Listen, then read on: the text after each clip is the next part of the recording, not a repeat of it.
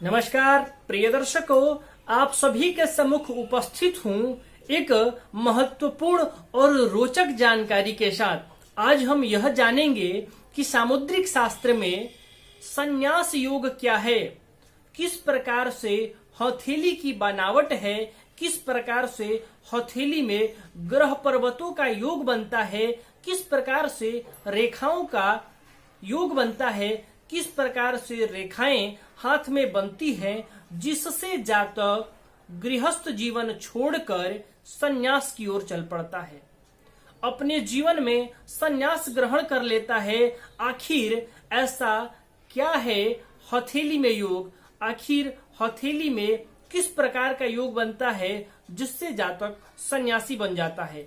आज मैं इस विषय को आपके सम्मुख रखने वाला हूँ।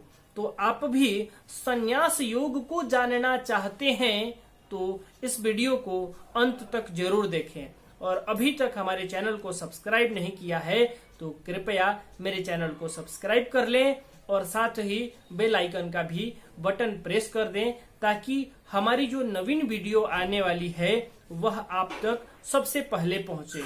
और अपने साथ साथ अपने इष्ट मित्रों का भी लाभ करने के लिए इस वीडियो को ज्यादा से ज्यादा शेयर करें, ताकि आपके साथ आपके इष्ट मित्र भी इसका लाभ ले सकें। तो प्रिय दर्शकों, आज हम बात कर रहे हैं हथेली में संन्यास योग की।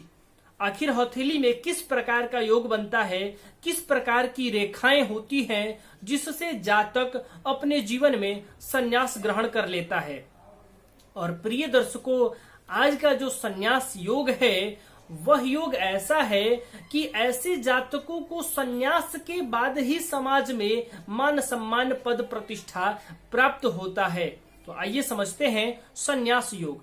प्रिय दर्शकों, हथेली में तर्जनी उंगली जो देवगुरु बृहस्पति की उंगली है वह अनामिका से लंबी होनी चाहिए, और हथेली में जो देवगुरु बृहस्पति का पर्वत है, तर्जनी उंगली के मूल भाग में जो बृहस्पति का पर्वत है, यह उभार लिए होना चाहिए। यह उभरा हुआ पूर्ण विकसित हो और उस पर क्रॉस का चिन्ह बन रहा हो। साथ ही हथेली में सूर्य का पर्वत भी विकसित हो, सूर्य रेखा विकसित हो, जो सूर्य की रेखा सूर्य पर्वत से ही निकलती है वह भी विकसित हो, लालिमा लिए हुए स्पष्ट हो। साथ ही हथेली में भाग्य रेखा स्पष्ट होनी चाहिए, और भाग्य रेखा से एक छोटी सी रेखा हथेली में सामान्यतः या ये भाग्य रेखा बनती है सीधे, यहाँ से भाग्य रेखा से एक रेखा गुरु पर्वत की ओर जाती हुई दिखाई पड़े, और हथेली में जो जीवन रेखा है, जो जीवन रेखा है वह कहीं से कटी हुई दिखाई पड़े। चाहे वह शुक्र पर्वत की ओर से कोई रेखा आकर जीवन रेखा को काट रही हो, या गुरु पर्वत से कोई रेखा आके जीवन रेखा को काट रही हो, या मस्तिष्क रेखा से कोई रेखा जीवन रेखा को काट रही हो, कुल मिलाकर जीवन रेखा कटी हुई हो, तो ऐसा जातक अपने जीवन में संन्यास ग्रहण कर लेता है, और संन्यास के बाद ही उसको अपने जीवन में सफलताएं, मान सम्मान, पद प्रतिष्ठा प्राप्त होता है। तो प्रिय दर्शकों, एक बार पुनः दोहरा दूं, हथेली में जीवन रेखा कटी हुई होनी चाहिए। यह विशेष ध्यान देने वाली बात है।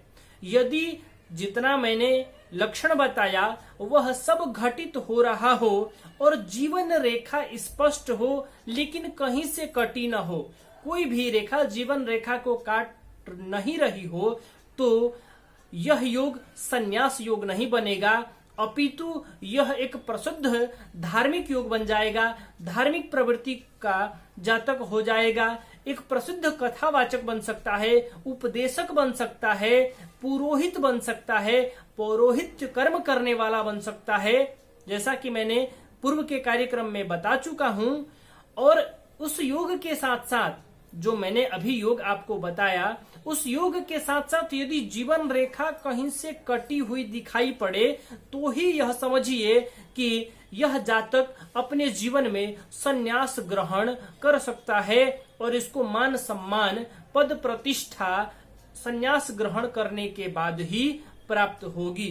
तो प्रिय दर्शकों, ध्यान रखना है तर्जनी उंगली अनामिका से लंबी हो, गुरु पर्वत और सूर्य पर्वत दोनों ही विकसित हो, गुरु पर्वत पर क्रॉस का चिन्ह हो, सूर्य रेखा स्पष्ट हो, हथेली में भाग्य रेखा भी स्पष्ट हो और भाग्य रेखा से एक छोटी सी रेखा गुरु पर्वत पर जा रही हो और जीवन रेखा स्पष्ट हो और कहीं से कटी हुई हो। जीवन रेखा कटी हुई हो तो ही आप समझिए कि ऐसा जातक अपने जीवन में अपने उम्र के उस पड़ाव पर संन्यास ग्रहण कर लेगा और समाज में मान सम्मान पद प्रतिष्ठा प्राप्त करेगा।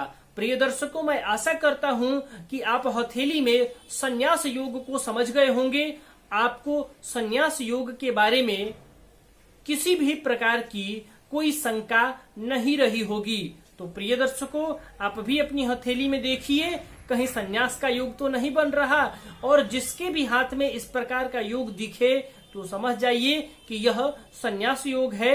ऐसा व्यक्ति अपने जीवन में संन्यास ग्रहण कर सकता है और समाज में मान सम्मान पद प्रतिष्ठा प्राप्त करेगा। प्रिय दर्शकों, आज के लिए बस इतना ही। तब तक के लिए अनुमति दें। नमस्कार।